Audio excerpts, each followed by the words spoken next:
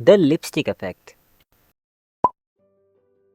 नहीं, ये किसी लिपस्टिक के बारे में नहीं है, या शायद ये कहना सही होगा कि ये सिर्फ किसी लिपस्टिक के बारे में नहीं है। लेकिन ये है क्या?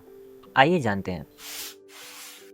लिपस्टिक इफेक्ट एक आर्थिक सिद्धांत है जो हमें यह बताता है कि कैसे लिपस्टिक और उसके ही जैसी कुछ छोटी मोटी चीज़ों की सेल्स यानी खरीदी का बढ़ना किसी देश की महामंदी या किसी व्यक्ति की कमज़ोर आर्थिक स्थिति का सूचक हो सकता है।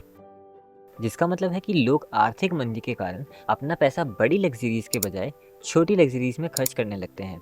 और ऐसा हम इंसान इसलिए करते हैं क्योंकि हमें फील गुड फैक्टर की ज़रूरत होती है, यानी हम हमेशा खुद को कोई ट्रीट देकर खुश रखना चाहते हैं। अब चाहे ट्रीट महंगी हो या सस्ती, इससे फ़र्क नहीं पड़ता।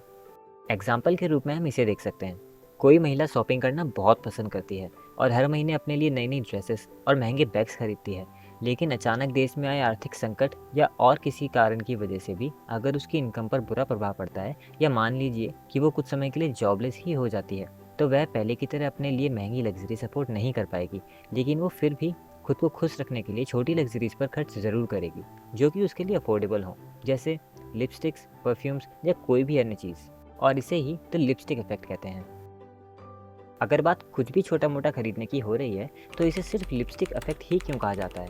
ऐसा इसलिए क्योंकि ये टर्म सबसे पहले लियोनार्ड एलन लॉडर द्वारा इस्तेमाल किया गया था, जो कि द एस्टी लॉडर कंपनीज के चेयरमैन हैं, जिन्होंने एक बार कहा था कि अमेरिका में हुए आतंकी हमले 9/11 के बाद उनकी कॉस्मेटिक कंपनी एस्टी लॉडर की लिपस्टिक की सेल्स काफ़ी बढ़ गई थी। और ऐसा उन्होंने अक्सर नोटिस किया है कि देश में महामंदी या किसी आतंकी हमले के बाद उनकी कंपनी की लिपस्टिक की सेल्स अक्सर बढ़ जाती हैं, जिसके बाद उन्होंने इसे द लिपस्टिक इफेक्ट का नाम दिया, जिसे कुछ लोग लिपस्टिक इंडेक्स भी कहते हैं। लेकिन याद रहे कि कुछ इकोनॉमिस्ट ये भी मानते हैं कि ज़रूरी नहीं कि यह पूरी तरह सच हो, क्योंकि लिपस्टिक या इसके जैसी छोटी मोटी लग्जरीज की सेल्स के बढ़ने के कई और भी कारण हो सकते हैं, जैसे कि किसी फेस्टिवल का आना इत्यादि। बाकी इस वीडियो को मैं यहीं ख़त्म करूँगा।